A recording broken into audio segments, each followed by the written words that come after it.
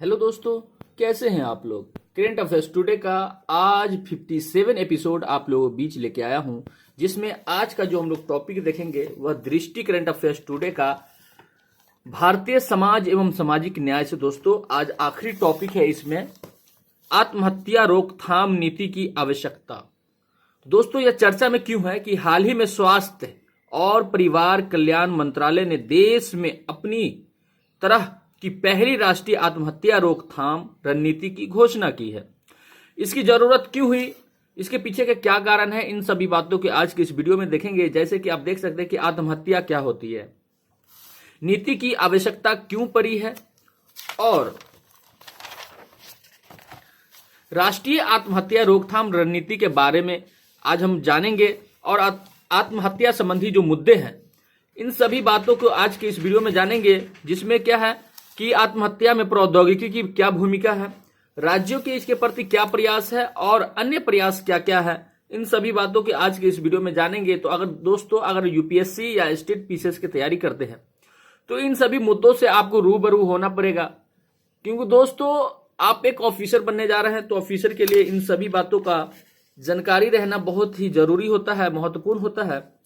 तो दोस्तों आपको बता दूं कि अगर मेरे चैनल पे नए हैं तो चैनल को जरूर सब्सक्राइब कर ले, क्योंकि यह दृष्टि के द्वारा जो मैगजीन दिए जाते हैं प्रति मंथ, उसका यह करंट अफेयर्स प्रति मंथ जितने भी टॉपिक है सभी टॉपिक को हम वीडियो के माध्यम से यूट्यूब पे अपलोड करते हैं, जिससे आप सभी को दोस्तों क्या हो सके, इस दृष्टि के द्वारा जो मैगजीन दिया जाता है उससे वंचित न रह सके और इसकी जो उपयोगिता है उस उपयोगिता की आप उपयोग कर सके। क्योंकि हिंदी माध्यम के जितने भी टॉपर हुए हैं उन सभी का कहना है कि उन्होंने रेगुलर पाठक के रूप में दृष्टि करंट अफेयर्स का मतलब उपयोग किए हैं और इनसे उन्हें बहुत बेनिफिट हुआ है। और दोस्तों आप लोग पढ़ाई के साथ करंट अफेयर्स को कभी नहीं छोड़ सकते, क्योंकि करंट अफेयर्स ही आप लोगों को बहुत बहुत ज्यादा हेल्पफुल करेगा किसी भी मुद्दे को अच्छे से जानने के लिए। तो दोस्तों चलते हैं बिना किसी देरी के। आत्महत्या तो चर्चा में क्यों है तो ये हमने देख लिए हैं। इससे जो संभावित प्रश्न है, जैसे यूपीएससी या स्टेट पीसीएस पूछ सकते हैं, तो क्या हो सकता है इसके बारे में आप जरूर देख ले पहले, जिससे टॉपिक को समझना और आसानी हो जाएगा। तो जिसमें भारत में आत्महत्या के लिए कौन से कारक उत्तरदायी है, आत्महत्याओं की संख्या में होती वृद्धि में प्रौद्योगिकी की भूमिका पर चर्चा कीजिए और उपचारात्मक उपाय सुझाइए।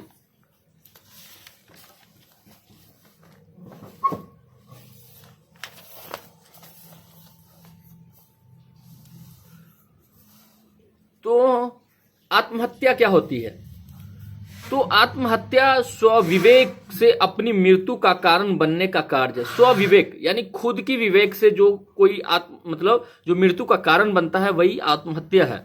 जिसमें अगला पॉइंट है कि पूरी तरह से रोके जाने योग्य होने के बावजूद भारत लोगों को आत्महत्या से रोकने में विफल साबित हो रहा है। इसके बाद अगला पॉइंट है कि इसका सबसे बड़ा कारण पारिवारिक समस्या और रोग है। अन्य कारणों में वैवाहिक कलह, प्रेम संबंध, दिवालियापन, मादक द्रव्यों का सेवन और उस पर निर्भरता शामिल है। और इन सभी के सबसे बड़ा जो कारण है, यानी आत्महत्या कोई भी चाहे पुरुष हो या महिला हो, लड़का हो या लड़की हो, कोई भी है ना, अगर कोई आत्महत्या करता है तो उसके पीछे का जो सबसे बड़ा कारण होता है कि वो पारिवारिक समस्या और रोग हो सकते हैं। और जिसमें अन्य कारक हो सकते हैं कि वैवाहिक संबंध, जैसे कि मेल विवाह होने की वजह से या विवाह में कुछ ऐसी घटनाएं घटने की वजह से, वैवाहिक संबंध टूट जाने की वजह से। प्रेम संबंध में अक्सर ज्यादा देखने को मिलता है कि अगर प्रेमी को कहीं शादी कर लेते तो प्रेमिका आत्महत्या कर लेती है, या प्रेमिका के कहीं शादी हो जाता है तो प्रेमी जो होता है वह आत्महत्या कर लेता है। इस तरह के संबंध मतलब जो इस तरह के संबंध में आत्महत्या देखने को मिला है। दिवालियापन, कोई भी कंपनी है जो बहुत बड़े कंपनी है या कुछ छोटे कंपनी है, जिस तरह से अगर उन्होंने बहुत ज्यादा लोन लिया है, उसे बहुत ज्यादा ही मतलब टॉर्चर किया जा रहा है अन्य लोगों के द्वारा, तो वो अपने आप को आत्महत्या कर लेता है, जिससे उसे मतलब इन सब देश की जो स्थिति है उसे देखा नहीं जाता है, लोगों की टॉर्चर उसे सहा नहीं जाता है इसकी वजह से। और मादक द्रव्यों यानी आप देख सकते हैं जैसे ड्रग्स हो गया, जैसे ड्रग्स में बच्चे लोग यूज करते हैं अभी बहुत ज्यादा, है ना। ये कैसे जितने भी मादक पदार्थ है, जैसे आप देख सकते हैं धूमपान करने वाले जितने भी चीज, धूमपान नहीं कह सकते मतलब नशीले पदार्थ, जो भी के समय में चरस, गांजा, इस तरह की जो वस्तुएं हैं, इन सब वस्तुओं से क्या होता है कि आत्महत्या की तरफ लोगों का रुझान बढ़ता है। ठीक है, वो क्या है कि जो सेल्फ एक कंट्रोल होता है, ठीक है, वो उनसे वह दूर चला जाता है। ठीक है, जो अपने आप पे जो एक होता है ना कि सहन शक्ति, वह अगर ड्रग्स करने वालों में यह नहीं बचा रहता है। तो इस वजह से क्या है, आत्महत्या की कारण बनता है। अगला जो पॉइंट है वह देखते हैं कि लगभग 10% मामलों में आत्महत्या के कारणों का पता नहीं चलता है। और महत्वपूर्ण बात यह है कि लोगों की मान्यताओं के अधिकतर आत्महत्याओं को रोका जा सकता है। जैसे दोस्तों अभी देख सकते हैं कि कह रहा है कि 10% जो मामला है उसमें आत्महत्या के कारणों का पता नहीं चल पाता है। अभी फिलहाल मतलब अभी लोग देख सकते हैं कि बहुत ज्यादा ट्रेंडिंग में रहे थे सुशांत सिंह राजपूत सर, है ना, जो बहुत मतलब बॉलीवुड के बहुत ही अच्छे एक्टर्स होने जा रहे थे, वैसे थे, और भी ज्यादा उम्दा, मतलब उनका और ज्यादा क्या हो सकते हैं कि फॉलोइंग बढ़ सकते थे, लेकिन कह रहे हैं लोगों के द्वारा कि उन्होंने आत्महत्या किया, लेकिन आत्महत्या किया तो उसका अभी तक जांच नहीं हो पाया है।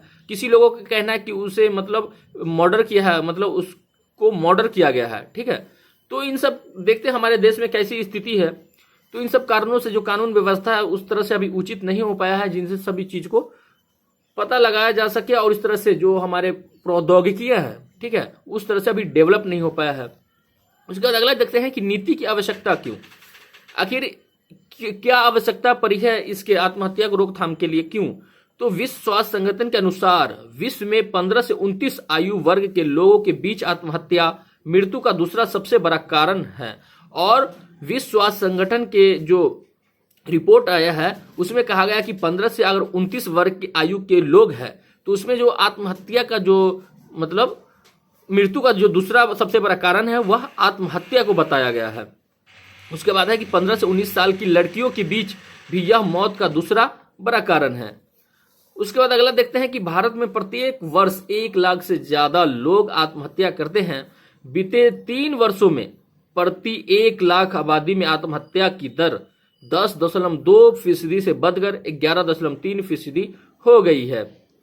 उसके बाद अगला पॉइंट देखते हैं कि राष्ट्रीय अपराध रिकॉर्ड ब्यूरो NCRB, है ना, नेशनल क्राइम रिकॉर्ड ब्यूरो के आंकड़ों के अनुसार महाराष्ट्र, तमिलनाडु, मध्य प्रदेश, पश्चिम बंगाल और कर्नाटक में आत्महत्या का प्रतिशत 2018 से 2020 सबसे अधिक है।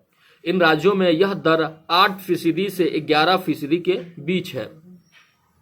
उसके बाद अगला पॉइंट देखते हैं कि NCRB जो 30 अगस्त 2022 को जारी किया गया के अनुसार देश में आत्महत्या के कारण लगभग 1,64,033 मौतें हुई हैं। तो दोस्तों इस तरह से देख सकते हैं कि हमारे देश में कैसी स्थिति है आत्महत्या के लिए। तो इनके पीछे जो रोकथाम के लिए क्या है ना, इन सभी बातों को देखते हैं कि राष्ट्रीय आत्महत्या रोकथाम रणनीति के बारे में कह रहा है कि नीति में वर्ष 2030 तक आत्महत्या से होने वाली मौतों को 10% कम करने की दिशा में कदम उठाने की बात की गई है। जिसमें अगला पॉइंट है कि रणनीति में आत्महत्याओं के लिए उत्तरदायी मीडिया रिपोर्टिंग के लिए दिशा निर्देश विकसित करना और आत्महत्या के साधनों तक पहुंच को प्रतिबंधित करने की भी परिकल्पना की गई है। अगला पॉइंट है कि इसके अलावा रणनीति में साक्ष्य आधारित तरीकों को अपनाने की बात कही गई है ताकि आत्महत्याओं की तादाद को कम किया जा सके। अगला पॉइंट है कि यह विश्व स्वास्थ्य संगठन WHO, वर्ल्ड हेल्थ ऑर्गेनाइजेशन की दक्षिण पूर्व एशियाई प्रांत से जुड़ी रणनीति से प्रेरित है।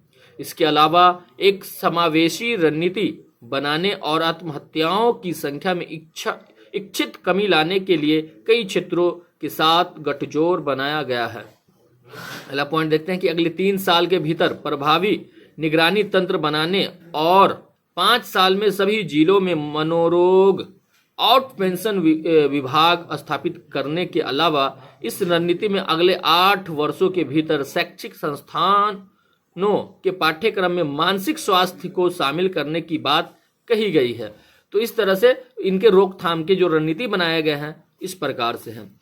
उसके बाद है कि आत्महत्या संबंधी मुद्दे। अब क्या मुद्दे आ सकती है, तो युवा संबंधी क्या है, तो चूंकि युवा देश का भविष्य है और आंकड़ों के अनुसार सभी आत्महत्याओं में 1/3 आत्महत्याएं 15 से 29 वर्ष के आयु के युवा कर रहे हैं। और जितनी भी आत्महत्याएं हो रही है, जिसमें 1/3 जो आत्महत्या है वह 15 से 29 वर्ग के आयु के युवा कर रहे हैं, जो सबसे ही यह भारत के लिए सबसे दयनीय अवस्था माना जा सकते हैं, मतलब है ना, बुरी स्थिति माना जा सकता है कि युवा जो है हमारे देश का भविष्य होता है और उसकी आत्महत्या न हो हमारे देश के लिए वह संपत्ति के अनुसार है। ठीक है, उसके बाद अगला जो देखते हैं कि प्रदर्शन का दबाव। आंकड़ों के अनुसार प्रत्येक 55 मिनट में एक छात्र की आत्महत्या से मृत्यु हो जाती है। और कह रहा है, जो आंकड़ा दिया गया है आंकड़ों के अनुसार क्या है कि प्रत्येक 55 मिनट में एक छात्र की आत्महत्या से मृत्यु हो जाती है। और वर्ष 2020 में 18 वर्ष से कम उम्र के बच्चों में यानी 1129 आत्महत्याएं परीक्षाओं में असफल होने के कारण हुई है। तो इस सब के पीछे जो उनका पारिवारिक है संबंध, उनके माता पिता किस तरह से उनके साथ पेश आते हैं, वो सभी कारण बन सकता है कि बच्चे को जो रिजल्ट में अगर असफल होते हैं तो उनके पिता किस तरह से उसके साथ स्वभाव करता है, उनके माता किस तरह से, उनके दोस्त, इन सब से वह जूझ करके ही आत्महत्या करती है। तो इस तरह से इन तरह के बातों पे ध्यान देना चाहिए। अगला पॉइंट है कि कृषि संकट, इसके अलावा अन्य मुद्दे किसानों की आत्महत्या भी है।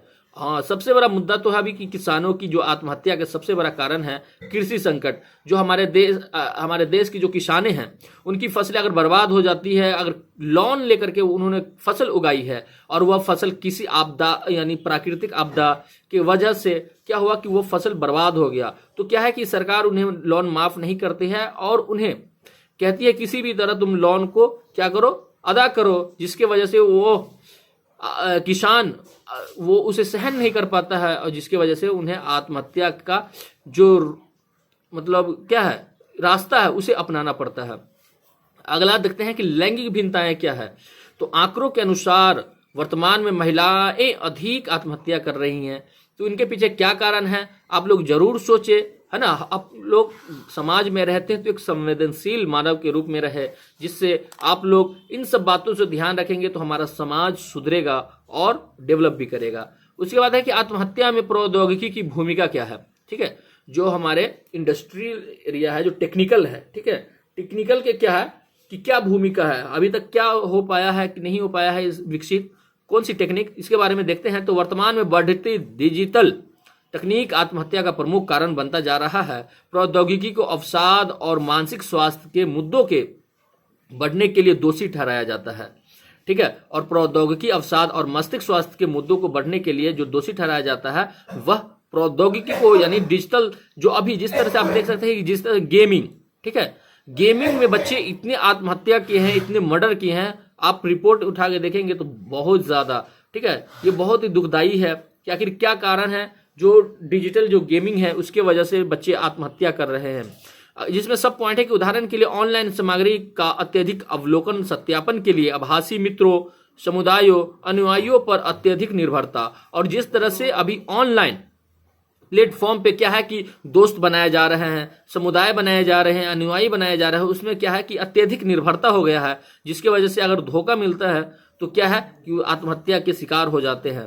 सोशल मीडिया के कारण आत्मसम्मान की हानि होती है, और सोशल मीडिया की वजह से क्या है जो उनके आत्मसम्मान मिलना चाहिए उनके आत्मसम्मान को हानि होता है, जिसकी वजह से इन सब कारणों से आत्महत्या की रास्ते को लोग अपनाते हैं। साइबर बुलिंग, किसी को अश्लील या धमकाने वाले संदेश भेजना या किसी भी रूप में परेशान करना, उसे क्या कहते हैं, साइबर बुलिंग कहते हैं।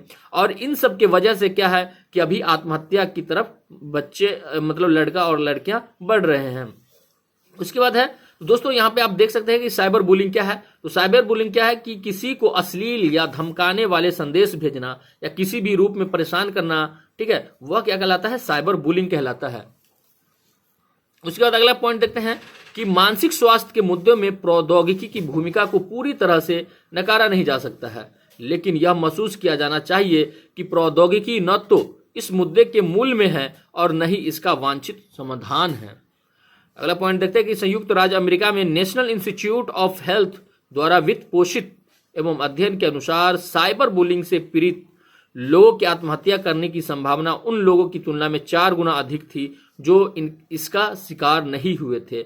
और दोस्तों एक रिपोर्ट में, यानी कौन है, संयुक्त राज्य अमेरिका में जो नेशनल इंस्टीट्यूट ऑफ हेल्थ है उसके द्वारा जो एक मतलब रिपोर्ट जारी किया गया, जिसमें साइबर बुलिंग से जो पीड़ित है उनकी जो आत्महत्या है वह अन्य लोगों जो आत्महत्या करते हैं उससे 4 गुना अधिक है। ठीक है, तो अगला देखते हैं कि राज्यों का प्रयास। तो राज्य इसके पीछे क्या प्रयास करते हैं? तो आत्महत्या की रिपोर्ट के परिणाम स्वरूप तमिलनाडु सरकार ने पैसे से जुड़े ऑनलाइन गेम पर प्रतिबंध लगाने के लिए एक अध्यादेश जारी किया था। ये बहुत ही अच्छी है कि मतलब कि ऑनलाइन में जिस तरह से गेम में पैसे बच्चे लगा रहे हैं, एक दिन इतना हुआ कि पूरे पैसे को वह क्या किया, बर्बाद कर दिया, घर के पैसे को, जिसकी वजह से डर से, माँ बाप के डर से वो आत्महत्या कर लेता है। ऐसे केस हमने 2-3 देखे हैं। ठीक है, उसका अगला पॉइंट है कि तमिलनाडु में आत्महत्या के कारण होने वाली मौतों पर एनसीआरबी के आंकड़ों के विश्लेषण के अनुसार राज्य सरकार द्वारा की गई नीतिगत प्रतिक्रिया में इस मुद्दे पर पूरी तरह से ध्यान नहीं दिया गया है। ठीक है, उसके बाद अगला है कि मध्य प्रदेश देश की पहली सुसाइड प्रिवेंशन पॉलिसी, आत्महत्या रोकथाम नीति लाने जा रहा है।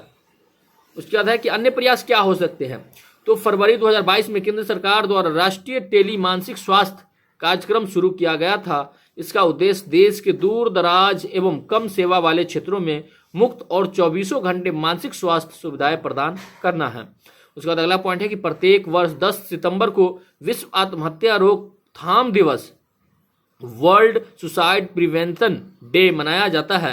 यानी प्रत्येक 10 सितंबर को जो दोस्तों विश्व आत्महत्या रोकथाम दिवस मनाया जाता है, इसका उद्देश्य जो है लोगों में मानसिक स्वास्थ्य के प्रति जागरूकता फैलाना है और आत्महत्या के बढ़ते मामलों को रोकना है। उसके बाद आगे की राह क्या हो सकती है, यानी आप लोग इसके बारे में क्या सोच सकते हैं, सरकार इसके लिए क्या कदम उठाएगी, इसके बारे में देखते हैं कि राज्य सरकार को समस्या के मूल कारणों को दूर करना चाहिए और एक समग्र नीति प्रतिक्रिया तैयार करनी चाहिए। उसके बाद अगला पॉइंट है कि इसके अलावा टॉप डाउन नीति निर्माण और कुछ हाई प्रोफाइल मामलों पर ध्यान केंद्रित करने की बजाय एक समावेशी समुदाय आधारित मानसिक स्वास्थ्य और आत्महत्या रोकथाम दृष्टिकोण अपनाया जाना चाहिए। उसके बाद अगला पॉइंट है कि राज्य इस मुद्दे को हल करने के लिए सेवा प्रदाताओं से तकनीकी समाधान पर भी विचार कर सकता है। उसके बाद अगला पॉइंट है कि आत्महत्या मृत्यु दर और इसके बढ़ने के कारणों में राष्ट्रीय और क्षेत्रीय अनुसंधान को बढ़ावा देना और समस्या को कम करने में मदद करने के लिए सांस्कृतिक और आर्थिक रूप से उपयुक्त सुझाव देना महत्वपूर्ण है। उसके बाद अगला पॉइंट है कि संकट के समय मीडिया को स्वास्थ्य संबंधी व्यवहार, सही जानकारी को बढ़ावा देना चाहिए और आत्महत्या से संबंधित संभावित मृतकों का मुकाबला करना चाहिए। उसके बाद निष्कर्ष क्या है इन सभी मुद्दों का? तो हालांकि यह सरकार का उत्तरदायित्व है कि लक्ष्य हासिल होने तक वह इस पर टिकी रहे। निश्चित तौर पर संघीय ढांचे वाले किसी देश में किसी भी कदम को तब तक कामयाबी नहीं मिलती जब तक कि राज्य सरकारें उस पहल में उतने ही उत्साह से शरीक न हो।